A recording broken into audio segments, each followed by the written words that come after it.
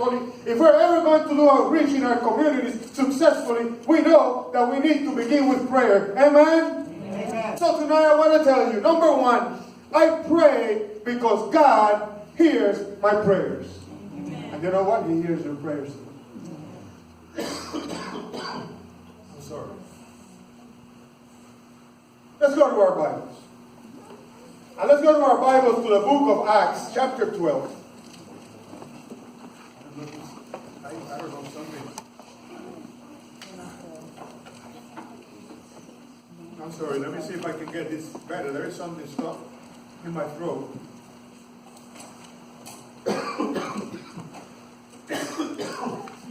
Let's go to our Bibles. To the book of Acts, chapter 12.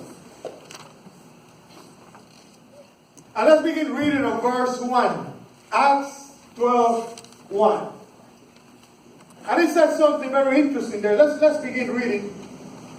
Now about that time, Herod the king stretched out his hand to harass some from the church.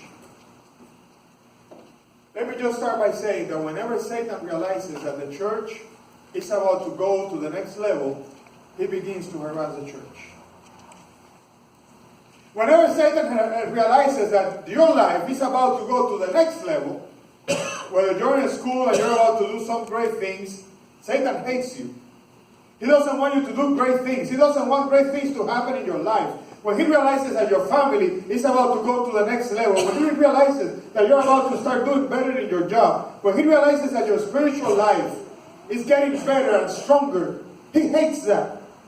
And whenever he sees that you're about, or your church is about to do better and to begin improving and to begin to go to the next level, he will begin to harass you. So if you ever feel harassment in your life from Satan, just know that something good is about to happen. Because Satan is trying to stop you from going to where God wants you to go. Is that clear? So it says there, then he killed, verse 2, then he killed James. James was the president of the church at the time. The brother of John. He killed him with a sword. Number 3. And because he saw that it pleased the Jews, he proceeded further to seize Peter also. Now, it was the days of Passover. He noticed that the church was beginning to grow. He noticed that the church was beginning to make strides. He noticed that the church was getting stronger and doing great outreach in the community.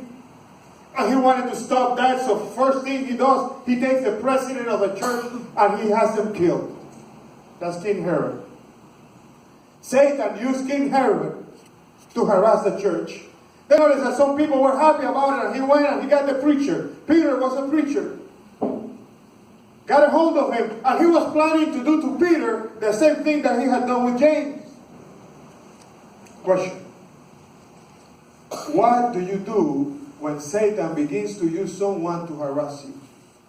Help me out. Don't tell me what you should do. Tell me what you do. Pray. Is that what you do, my brother? Yes, I do. You don't get upset. You don't try to get back at them. You don't try to do revenge. You pray. Okay, we need more people like him in the church. Amen? Amen. What do you do, my brother? Yes, you. No, don't look bad, my brother. You're the one with the nice bow tie and the gray hair. Come on, dude. Tell me. What do you do when Satan begins to use someone to harass you? Pray. All right, he prays. All right, man. Pastor Rene, you got the perfect church. Sister, what do you do? She prays. How are you, buddy? Yeah, yes, you. The guy with the nice smile. You. What do you do? Looking at me like, oh man, you got me. All right. I think he prays too. How are you, my brother? I pray. He prays. Amen.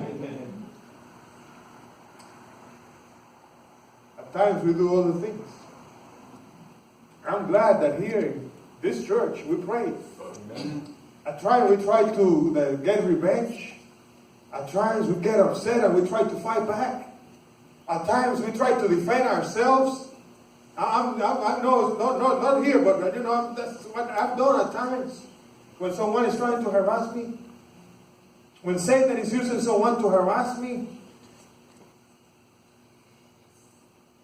But the church did exactly what you would have done as a church. Because it says here, verse 5, and Peter was therefore kept in prison, but constant prayer was offered to God for him by whom? By the church.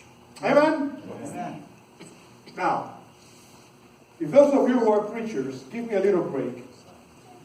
I like to use a little bit of that holy imagination. And I want to go to that prison that night. It's right here in the Bible. If we continue to read, we see that Peter is in prison. He's in jail. And the Bible tells us that next day he was going to be taken out. What were they going to do with him? They were going to kill him, just like they had done with James. And the church is praying, but what is Peter doing? Help me out. Peter is not praying. What was Peter doing in prison that night? He was sleeping. So the church is praying. Peter is sleeping. And I know of some saints that can't sleep. And they know how to sleep. Thank you. I think we're going to be able to do it somehow, right? With water and this, we'll be able to do it somehow. Church is praying. Peter is sleeping. I don't know if you know some people who can't really sleep. I know some people that can sleep really, really well. And do we have any pathfinders here that have gone on camps? Let me see. Any pathfinders? All right. We have one pathfinder over there. We have another one over here. All right. Very good. All right. 2 pathfinders in the room. I used to be a youth director, and I was a youth director for many years. I remember the first camporee that I led as a youth director was in Greater New York. New York, outside of New York City. And I remember there was one brother. His name was Chris. And this brother could sleep. He could sleep really well. He was one of the coordinators. And I remember that we went and we were setting up the camp. And he said, Pastor Jose,